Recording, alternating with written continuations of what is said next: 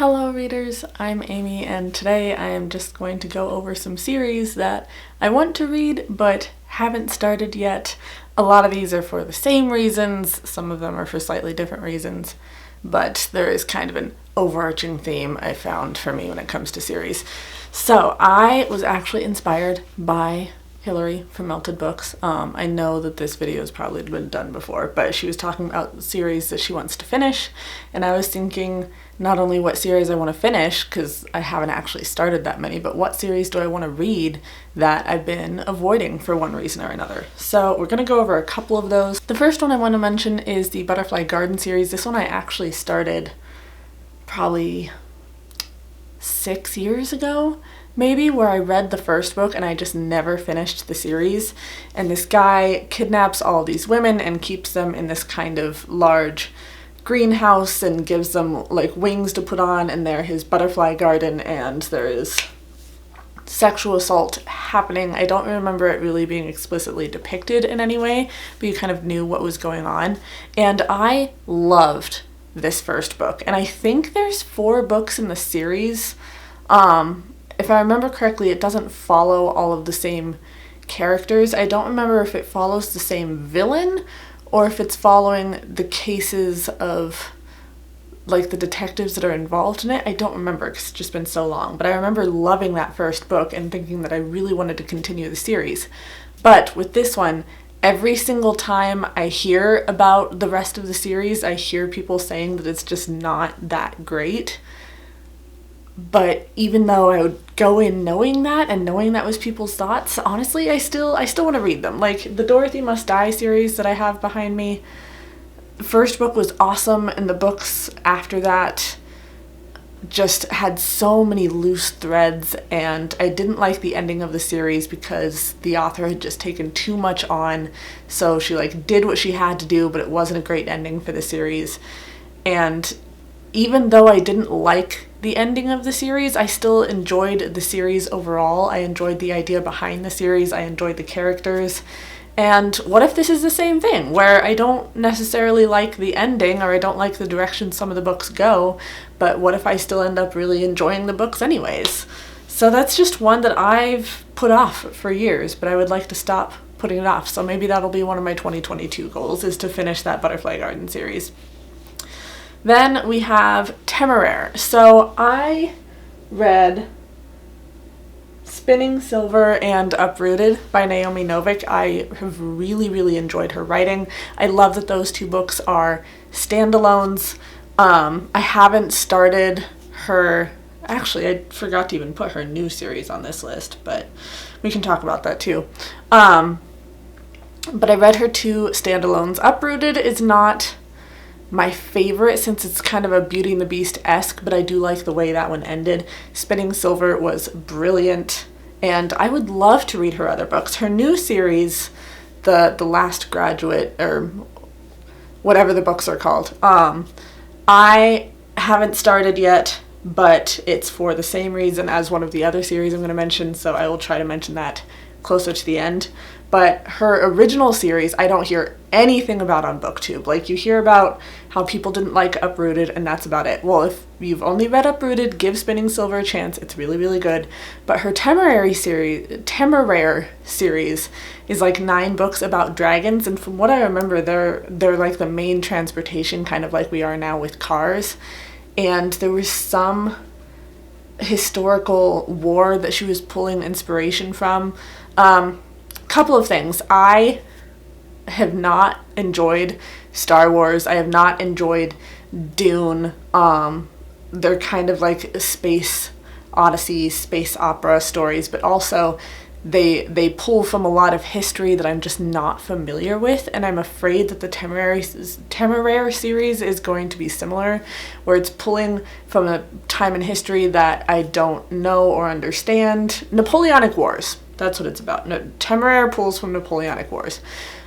But I'm afraid that I'm going to be missing a lot of things, and maybe for that reason won't get as much enjoyment out of it. But the main reason that I haven't picked it up, honestly, besides the fact that it's a 9-book series, and that is just a lot of books for me, is the covers. We have these covers and we have these covers. This one is a beautiful cover that's like hand sketched. It has like the black and white sketches artwork and like colored dragons on the cover. I love the font, gorgeous. And then you have the digitally rendered dragging around a different stone on like every cover. It kind of bores me as compared to these ones. But the last I'd checked, I'd gone through each book in the series, and these covers weren't done for the entire series. And say what you will, but I want my covers and my cover art to match, and I want it to be pretty, and I want it to be the cover art that I prefer.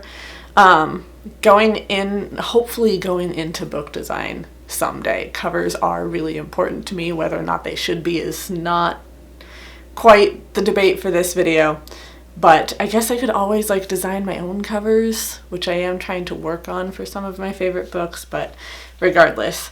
As for covers, so then we have The Graduate, which I just mentioned, from Naomi Novik, and Brandon Sanderson's new series. Now, everybody and their mother is telling me that I need to read Brandon Sanderson's new series. I've enjoyed some of his previous books that I've read. Like, I'm excited about the new series. It sounds great, but you had book 1 come out. That's 1,000 pages. Then you had book 2 come out. That's 1,000 pages. And you would have to reread book 1 before book 2 came out so you could refresh your memory. And then you have book 3 come out, which is over 1,000 pages. So you have to reread book 1 of 1,000 pages and book 2 of 1,000 pages to remind yourself what's in book 3, also 1,000 pages. This is supposed to be a 10-book series, and I am not going to reread several 1,000-page books every time a new book is getting ready to come out just to remind myself what was going on.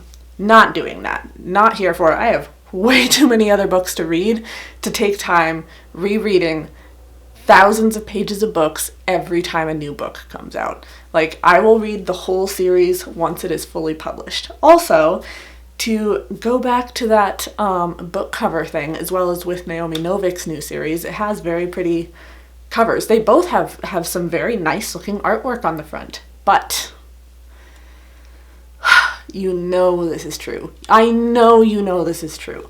When the last couple of books, or the very last book in the series, is just about to be published, because it's so long, and styles and art tastes in the book world will have changed, you know they're gonna change those covers.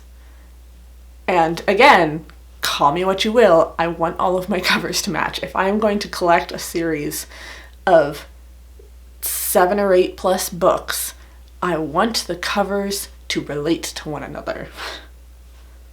It's just me. Also, can I just mention the fact that I am the most impatient person I know, partially because of my anxiety. I can't wait for things, and I'm not going to be reading one book at a time, like a new book every year, waiting for the next one to come out. I want to be excited about it and read it all in one go, and then go on to all of the other hundreds of books that I have to read. Last book series that I'm going to mention is the Jade War series, and this one, my reason really no longer stands. I've heard really great things about I guess it's not the Jade War series, it's the Greenbone Saga. I've heard really amazing things about it. As far as I know, it's only supposed to be the 3 books, which really appeals to me, but last I'd been looking into the series, book 3 had not been published yet. It looks like book 3 has now been published. I think it's the last one. So far they all have the same covers, so we're good on that. But at this point, it is winter, and in the winter I'm getting more into my classic book mood. I've just finished Passing by Nella Larson. I started A Tree Grows in Brooklyn by Betty Smith. I might pick up another one of my classics. Like, I like the spooky reads in the fall, and in the winter I'm getting more into that classic mood. So maybe I'll start the books by like next summer. We'll see. But I just hadn't started it yet because, again, the series had not been finished. With that, I'll just kind of leave with a small discussion on my feelings on series in general. I do prefer standalones, by far. series, like, I read the whole Harry Potter series growing up, but it is 7 books, and that's just a lot of books for me. It's like, I love books. I love reading. I love experiencing a bunch of different authors and a bunch of different genres, and I don't want to get stuck reading series that are 5, 10, 15 books, because that's just a lot, and no matter how much I love a world, there are so many other worlds that I want to explore. So I have finally been actually reading some fantasy again in the last couple of years, because I've kind of been avoiding it for a while, but I found a bunch of standalones. I have like my series fantasy shelves, and then I have my standalone fantasy shelves, and I love that these authors can build these fantastic worlds and explore all of these ideas and be magical, but leave it all in one book so that it's a little more easily digestible for those of us who just find the idea of series, frankly, exhausting.